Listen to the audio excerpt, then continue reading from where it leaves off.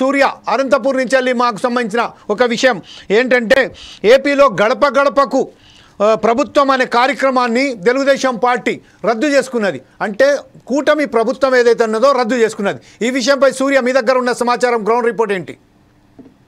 Sir, ఏదైతే AP ప్రభుత్వం ఒక కీలకమైన నిర్ణయం తీసుకుందని చెప్పొచ్చు. వైసీపీ హయాంలో అప్పటి సీఎం వైఎస్ జగన్మోహన్ రెడ్డి ప్రారంభించిన గడప గడపకు మన ప్రభుత్వ కార్యక్రమాన్ని రద్దు చేసింది.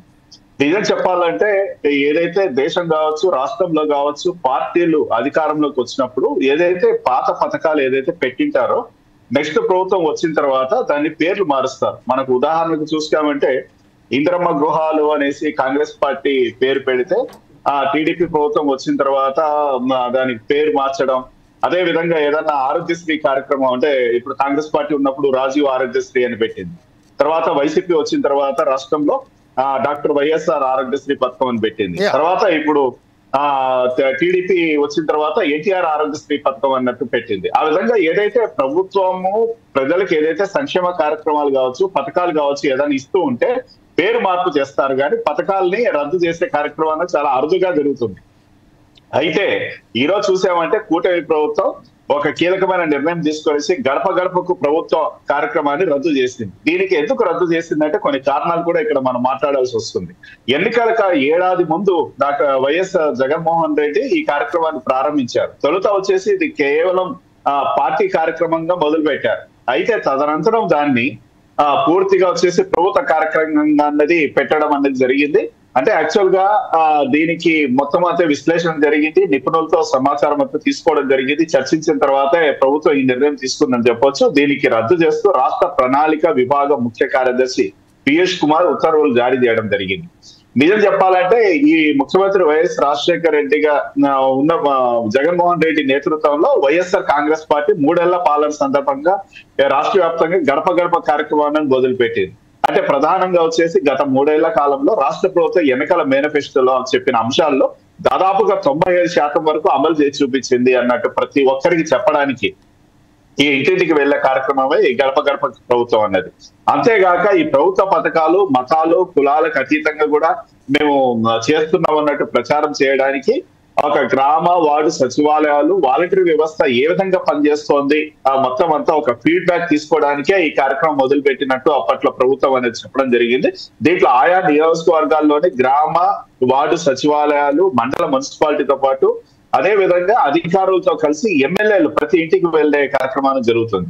ఇది పార్టీ కార్యక్రమంగా మొదలైంది. దాని తర్వాత ఏమైందంటే ఈ కార్యక్రమాన్ని పటిష్టంగా పక్కాగా జరగడానికి ఆయా జిల్లా కలెక్టర్లకి బాధ్యతలు అప్పగించారు. అంటే ఒక ప్రణాళిక షెడ్యూల్ రూపొందించే కార్యక్రమం కలెక్టర్లకు ఇచ్చారు.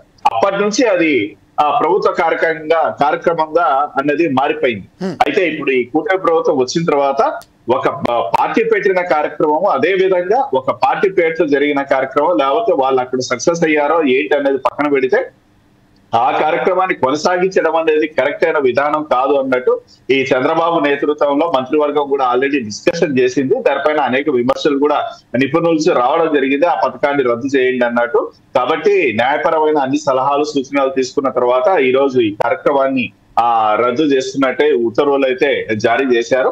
అయితే మరోవైపు ప్రభుత్వ ఉద్యోగులకు ఒక కీలకమైన హ్యాపీనెస్ కూడా రాష్ట్ర ప్రభుత్వం నిన్ననే ఇచ్చింది ఇదే సందర్భంలో. అదేమంటే ఇంతవరకు కూడా ఏదైతే ప్రభుత్వ ఉద్యోగులకు ఫీ రీఎంబర్స్మెంట్ ఏదన్నా ఉండిందో మెడికల్ కి సంబంధించింది అది వచ్చేసి తెలంగాణ ఆసుపత్రిలో ట్రీట్మెంట్ చేసుకుంటే వాళ్ళకు వచ్చేది కాదు. అది అమలు చేసే కార్యక్రమం కూడా చేయడం జరిగింది.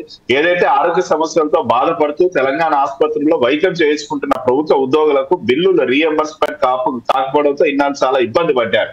ఎందుకంటే ఆంధ్రప్రదేశ్ రాష్ట్రంలో అంత పెద్ద స్థాయిలో హాస్పిటల్స్ లేవు, కార్పొరేట్ హాస్పిటల్స్ లేవు వైద్యం అందించేటివి. వెళ్ళాలి అంటే బెంగళూరు వెళ్ళాలి, చెన్నైకి వెళ్ళాలి, లేదంటే అందుబాటులో ఉన్న హైదరాబాద్కి వెళ్లాల్సిన పరిస్థితి వాళ్ళకి వచ్చేది కాదు. కాబట్టి ఈ విషయాన్ని ఏపీ ప్రభుత్వం వద్ద చాలా ఈ ఎన్జిఓస్ కావచ్చు, ఉద్యోగ సంఘాలు కావచ్చు మొరపెట్టుకోవడం జరిగింది.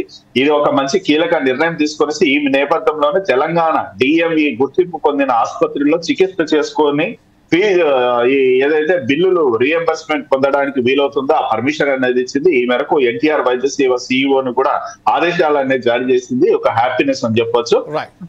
ఈ కార్యక్రమంతో ముందు పోతుంది. అదే విధంగా ఆ రాష్ట్ర ప్రభుత్వం ఆల్టర్నేట్ గా కూడా కొన్ని ఇప్పుడు గతంలో తీసుకున్నట్టే కూటమి ప్రభుత్వం అధికారంలోకి వచ్చిన తర్వాత ఇది మంచి ప్రభుత్వం అన్నట్టు ఒక కార్యక్రమాన్ని కూడా తీసుకొచ్చి యాజ్ గా ఈ ఏదైతే వైసీపీ ప్రభుత్వం తెచ్చిందో గడప గడప కార్యక్రమం అటువంటి కార్యక్రమమే చేశారు.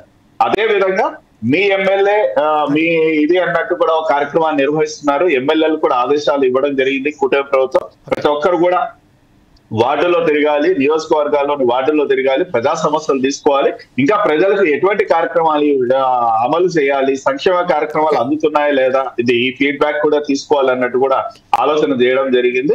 మొత్తానికైతే ఈ కార్యక్రమాన్ని రద్దు చేయడం పట్ల వైసీపీ నాయకులు కావచ్చు, వైసీపీ పార్టీ కూడా కాస్త అసంతృప్తిగా ఉన్నట్టయితే తెలుస్తుంది. విమర్శలు చేస్తున్నారు కూడా. అంటే ఒక మంచి కార్యక్రమం పెట్టాము, ఒక గడప గడపకు ప్రభుత్వం అన్న కార్యక్రమం, ప్రజా సమస్యలు తెలుసుకునే కార్యక్రమం, సంక్షేమ కార్యక్రమాలు అందించే కార్యక్రమం, ప్రజల నుంచి ఫీడ్బ్యాక్ తీసుకునే కార్యక్రమం, అటువంటి దాన్ని రద్దు చేస్తారా అన్నట్టు కూడా కాస్త ఆగ్రహానికి వ్యక్తమైనట్టయితే తెలుస్తోంది. ఇంకా ఈ రోజు దానిపైన జగన్మోహన్ రెడ్డి కావచ్చు, లేకపోతే వైసీపీలోని ముఖ్య నేతలు కూడా ప్రెస్ మీట్ పెట్టి మాట్లాడే అవకాశాలు అయితే మనకు కనిపిస్తున్నాయి sir. Right, thank you very much Surya.